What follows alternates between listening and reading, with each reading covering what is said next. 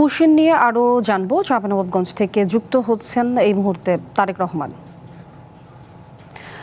তারেক, আপনার কাছ থেকে তো সীমান্তে নজরদারির বিষয়টি প্রতিনিয়ত আমরা জানছিলাম। আজকে একটু জানতে চাই যে সীমান্তে নজরদারির কি অবস্থা দেখছেন এবং নতুন করে কি কোনো পুশিনের ঘটনা ঘটেছে কিনা, কি তথ্য আছে এই মুহূর্তে?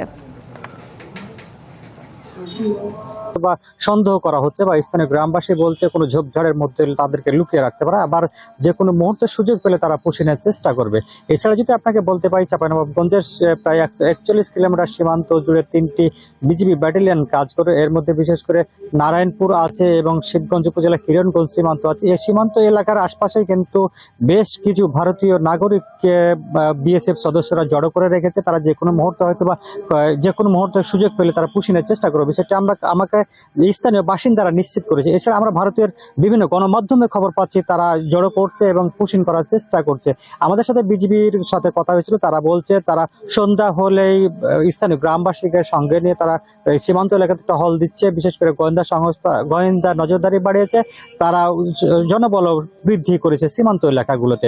অর্থাৎ সীমান্ত এলাকাগুলোতে কোনো রকম সহিংসতা এবং কোনো রকমের বিশৃঙ্খলা রোখার জন্য সব ধরনের প্রস্তুতি নিয়ে রেখেছে বিজিবির সদস্যরা। ওদিকেও ওপারেও আমরা খোঁজ খবর নিয়েছি বা আমরা নিজেও চোখে দেখেছি, ওপারে বিএসএফ সদস্যরাও অতিরিক্ত জোয়ার মোতায়েন করেছে।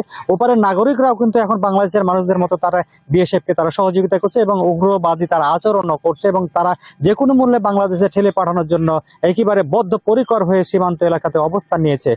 আমরা যদি আপনাকে একটু যুক্ত করতে চাই কি, চাঁপাইনবাবগঞ্জ সীমান্তে গতকাল বা গত 2 দিন ধরে চাঁপাইনবাবগঞ্জ সীমান্তে একেবারে উত্তেজনা বিরাজ করছিল। আজকেও কিছুটা সীমান্তবাসীর মধ্যে উত্তেজনা বিরাজ করছে, তাদের মধ্যে একটা ক্ষোভ এবং আতঙ্ক বিরাজ করছেন।